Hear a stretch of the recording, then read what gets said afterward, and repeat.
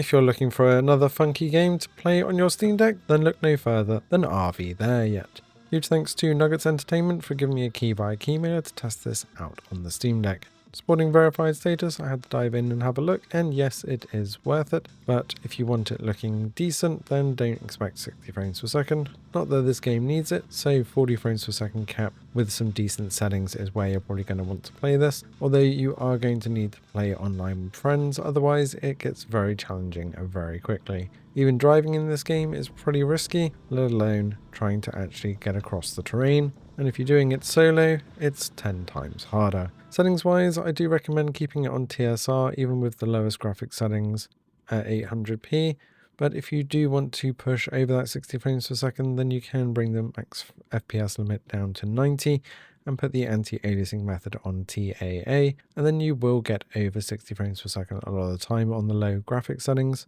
However, it does bring in a bit of fuzziness, so you can either have a bit of fuzziness and over 60 frames per second, although I would recommend capping it at 60 if you're going to do that, or cap it at 40 and have a nicer looking game with TSR. As you can see, even before I got to this stage, I'd already wrecked my RV with that landslide that came down, but it's easy enough to patch up along the way as long as you avoid the snakes, which seem to kill me every time. Hence, you do need a couple of people to really make the most of this game, so let me know in the comments below if you're diving into this one, or if you've been playing it already, how far you've got down the road. I'll leave you with a little bit more of the gameplay here without me talking, so you can get a better feel for the gameplay and performance. Thanks for watching, and enjoy the rest of the video.